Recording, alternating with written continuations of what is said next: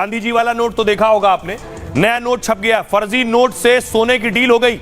और आपको जानकर ताज्जुब होगा, ये देख रहे हैं, ये जो नोटों की गड्डियां हैं इसमें गांधी जी की नहीं, अनुपम खेर साहब की तस्वीर लगी हुई है। देखिए जरा, फर्जी नोट बनाने वालों ने अनुपम खेर की तस्वीर लगाकर फोटो छाप दी, नोट छाप दिए।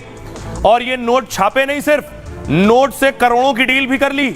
और लेने वाले ने गांधी जी की तस्वीर देखे बिना अनुपम खेर की तस्वीर देखकर नोट भी ले लिया। आइए अगली तस्वीर दिखाऊं आपको।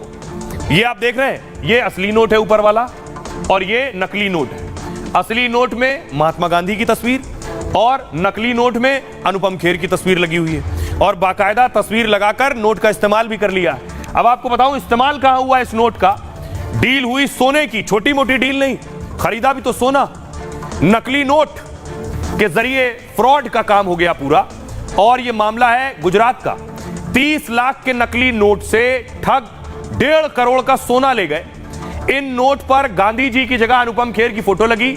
नोटों की जब गिनती की गई तब फर्जीवाड़े का पता चला। नोटों पर आरबीआई की जगह रिसोल बैंक ऑफ इंडिया लिखा था।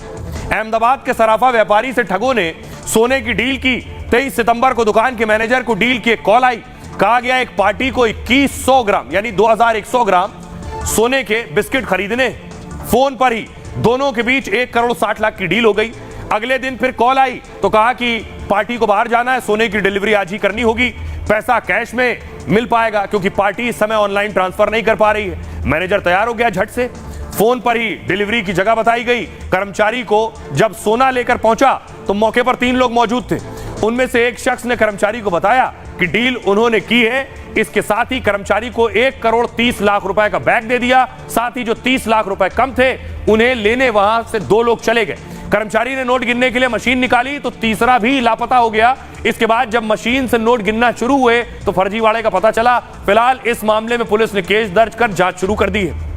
ये तो खेल था, लेकिन अब देखिए ये बात अनुपम खेर तक पहुंची तो मैं आपको बताऊं, अनुपम खेर तक पहुंची तो अनुपम खेर साहब ने खुद क्या कुछ कहा है अगली ग्राफिक्स में आपको दिखाऊं। अनुपम खेर ने ट्वीट किया कि उनके नाम का नोट छप गया है। तो अनुपम खेर कह रहे हैं फर्जीवाड़े वाला फर्जी नोट वायरल हो रहा है।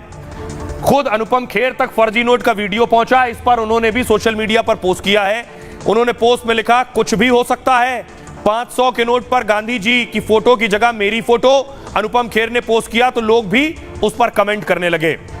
तो अनुपम खेर के इन नोटों के छपने के बाद उन्होंने खुद ट्वीट किया है और बाकायदा पुलिस केस दर्ज कर फर्जीवाड़ा करने वालों को तलाश रही। बहरहाल ये बात जी, बहुत बहुत शुक्रिया त्यागी जी तमाम बातचीत के लिए, जानकारी के लिए।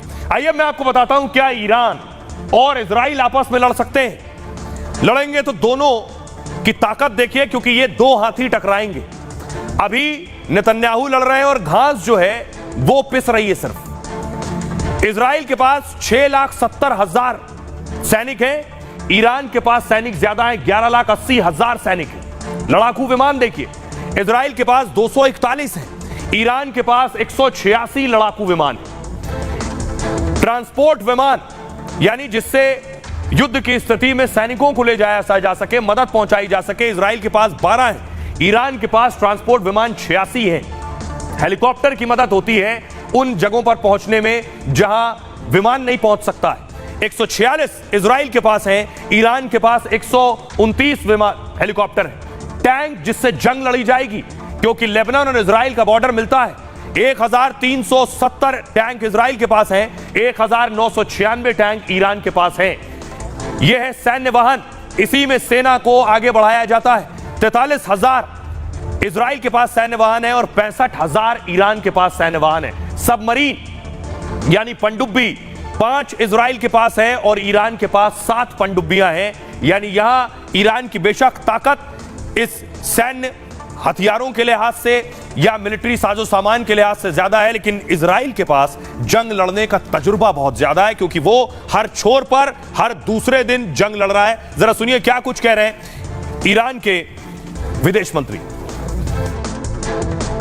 ईरान और ईरान की जनता युद्ध नहीं चाहती है। हम इस क्षेत्र में शांति और स्थिरता चाहते हैं। ईरान यरूशलेम तक पहुंच सकता है। अगर ऐसी स्थिति उत्पन्न होती है, राष्ट्रीय सुरक्षा को खतरा होने पर ईरान इसका कड़ा जवाब देगा।